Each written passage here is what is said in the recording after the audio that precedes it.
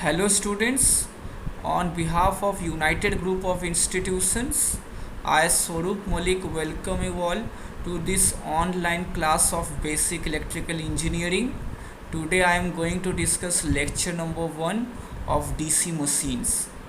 So today we will discuss about the basic construction and working principle of a DC generator. So let us start today's discussion. जैसे कि हम लोग यहाँ देख रहे हैं डीसी मशीन में आज हम लोग बेसिक कंस्ट्रक्शन देखेंगे कि कैसे हम डीसी मशीन बनाते हैं, क्या उसका बेसिक कंस्ट्रक्शन है, और वर्किंग प्रिंसिपल देखेंगे डीसी जनरेटर का। तो एक एक करके दोनों टॉपिक्स को हम लोग देख लेते हैं। सबसे पहले हम लोग बात करेंगे construction of a DC machine. शुरू करने से पहले पहली बात जो दिमाग में ये आती है वो ये है कि हम लोग वर्किंग प्रिंसिपल की बात कर रहे हैं डीसी जनरेटर की। तो कंस्ट्रक्शन में हम लोग डीसी जनरेटर का पढ़ेंगे, डीसी मशीन का क्यों? रीज़न इसके पीछे ये है कि जो बेसिक कंस्ट्रक्शन है, चाहे वो डीसी जनरेटर हो चाहे वो डीसी मोटर हो, दोनों का सेम है। बस फ़र्क इतना है कि जब हम लोग बात करेंगे डीसी जनरेटर में, so we will give mechanical energy and it will provide us the electrical energy, whereas in case of DC motor हम लोग क्या करेंगे, इनपुट फॉर्म में इलेक्ट्रिकल एनर्जी को देंगे और हमको आउटपुट फॉर्म में मैकेनिकल एनर्जी मिलेगा।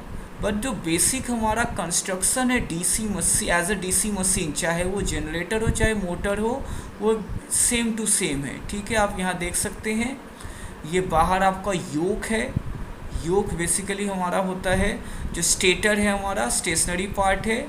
जो आउटर बॉडी है वो हमारा योक है। आप देख सकते हैं इसमें हमारे पोल्स हैं। पोल्स आप देख सकते हैं, पोल्स हमारे बेसिकली काम क्या है इसका, इसमें हम लोग फील्ड वाइंडिंग को लगाते हैं। फील्ड वाइंडिंग का काम होता है मैग्नेटिक फील्ड को प्रोड्यूस करना, और ये फील्ड वाइंडिंग हम कहाँ पे लगाते हैं, पोल्स पे लगाते हैं। और ये पोल्स की मैग्नेटिक पोलैरिटी तभी आएगी जब हम मैग्नेटिक जो फील्ड वाइंडिंग है हमारा वहाँ से सप्लाई देंगे। ठीक है, बीच में हमारा रोटर है। रोटर में क्या है, आर्मेचर आप देख सकते हैं।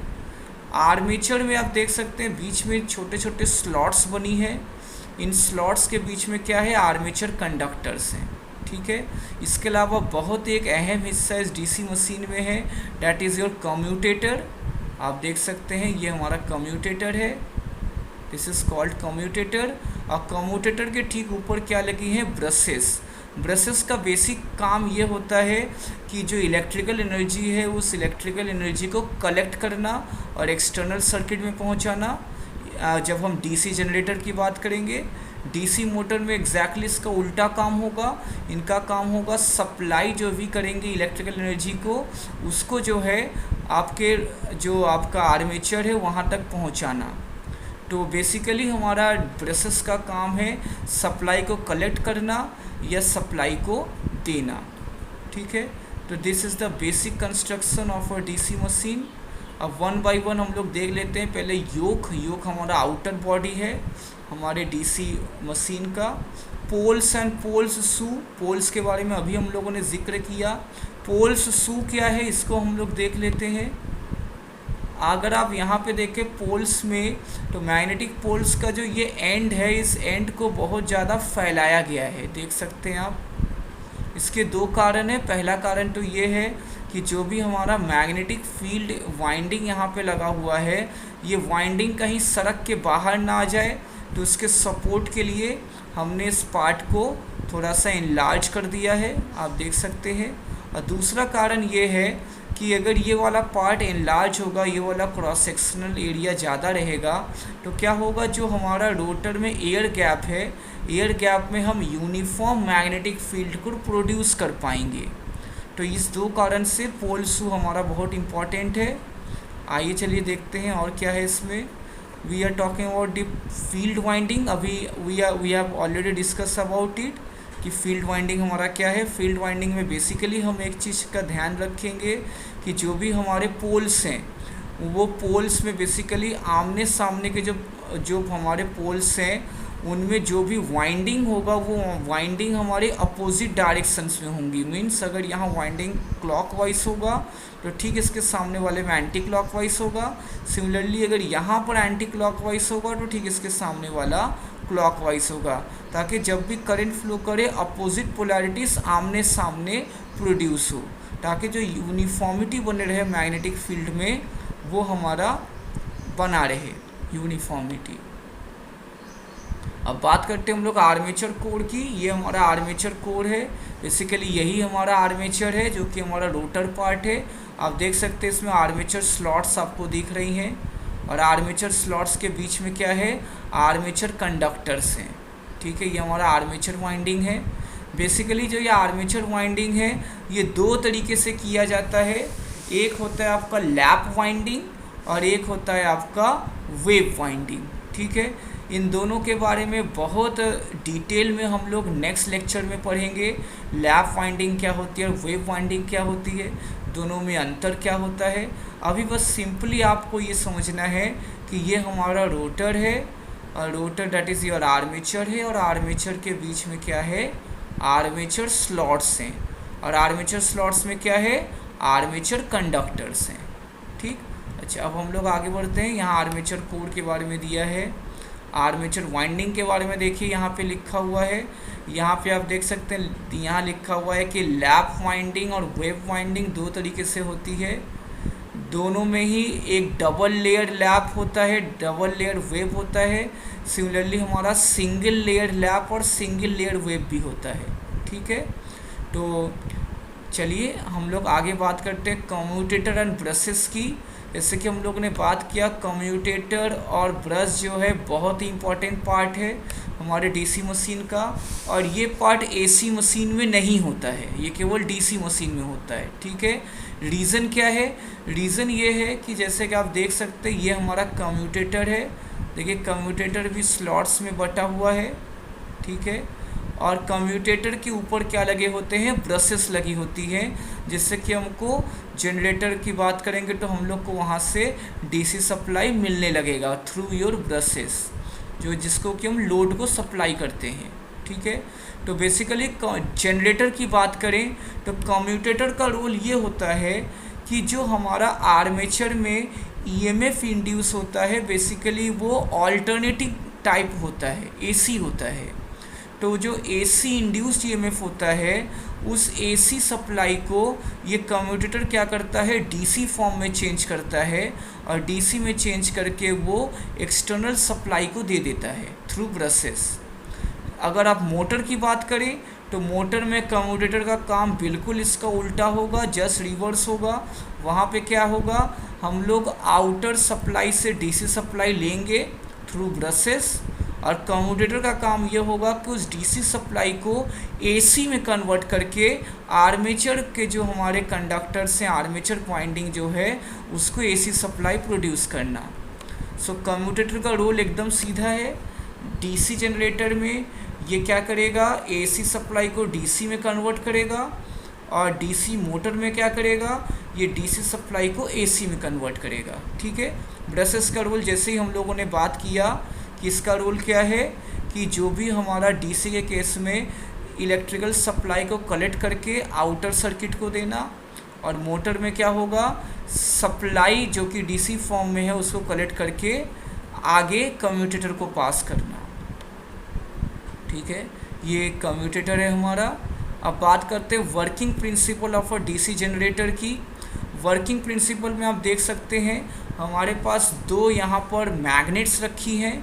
दोनों मैग्नेट्स का काम केवल एक है कि मैग्नेटिक फील्ड को प्रोड्यूस करना। मैग्नेटिक फील्ड ऑब्वियस सी बात है जो यहाँ बनेगा वो नॉर्थ पोल से साउथ पोल की तरफ फ्लो करेगी, और इसके बीच में क्या है, ये एक सिंगल कॉइल रखा हुआ है। ठीक है, इस कॉइल में अगर आप देखें तो ये कॉइल में ये A B C D 4 part है। इस पोजीशन में आप देख सकते हैं कॉइल में ए से बी की तरफ करंट फ्लो कर रही है, और जो सी डी वाला पार्ट है यहाँ करंट इस डायरेक्शन में फ्लो कर रहा है, जिसके वजह से जो ये हमारा बेसिकली स्प्लिट रिंग है, स्प्लिट रिंग के थ्रू हमने ये ब्रशेस हैं एक्स और वाई, इसके थ्रू हमने बाहर लोड को कनेक्शन दे के रखा है। आप देख सकते हैं कि जब हमारा ये कॉइल मूव करेगा क्लॉकवाइज तो करंट इस तरह से अपना पाथ कंप्लीट करेगा, ठीक है। लोड को हमको करंट मिलता रहेगा, सर्किट कंप्लीट हो जाएगी, ठीक है। आप यहाँ देख सकते हैं, अब यहाँ पर क्या है कि ये कॉइल 180 डिग्री घूम चुका है। अब आप देख सकते हैं जो CD वाला पार्ट है वो लेफ़्ट साइड में आ चुका है और AB वाला पार्ट राइट साइड में आ चुका है। अब आप देख सकते हैं जो CD वाला पार्ट होगा उसमें करंट का ऐसा डायरेक्शन होगा और AB वाले पार्ट में ऐसा डायरेक्शन होगा, और जिसके वजह से यहाँ पर लोड के क्रॉस जो करंट होगा वो यूनिफॉर्मली एक ही डायरेक्शन में फ़्लो करती रहेगी, ठीक है। इसमें आप दो चीज़ें देख सकते हैं। पहली बात कि जब CD राइट हैंड साइड में था तो उसमें करंट का डायरेक्शन ऐसे था, आप यहाँ देख सकते हैं टॉप टू बॉटम, और जब हमारा CD लेफ़्ट हैंड साइड में आ गया तब इसमें करंट का डायरेक्शन क्या हो गया, बॉटम से टॉप, मतलब करंट का डायरेक्शन रिवर्स हो गया। सिमिलरली AB में भी आप देख सकते हैं, जब ये लेफ़्ट साइड में था तो करंट का डायरेक्शन बॉटम से टॉप था, और जैसे ये वाला साइड राइट हैंड साइड में पहुंच गया अब करंट का डायरेक्शन टॉप से बॉटम हो गया, ठीक है। इसका मतलब ये है कि जो भी हमारा कॉइल का साइड होगा वो 180 डिग्री पे उसका डायरेक्शन करंट का कुछ और होगा, और अगले 180 डिग्री पे उसका डायरेक्शन जो होगा करंट का वो रिवर्स होगा। मतलब कि 360 डिग्री अगर एक रोटेशन होता है, एक रोटेशन की बात करें तो एक फुल रोटेशन में करंट का डायरेक्शन एक बार अपवर्ड होगा 180 डिग्री के लिए और एक बार डाउनवर्ड होगा नेक्स्ट 180 डिग्री के लिए। लेकिन बावजूद इसके due to this split ring हमारे जो लोड के क्रॉस करंट होगा वो करंट का डायरेक्शन एक ही रहेगा और वो चेंज नहीं होगा। मीन्स लोड के क्रॉस जो हमको करंट मिलेगा वो DC मिलेगा, ऑल्दो जो कॉइल में हमारा प्रोड्यूस हो रहा है वो AC है, ठीक है। चलिए इसको समझने के लिए हम लोग एक छोटा सा प्रेजेंटेशन लेते हैं।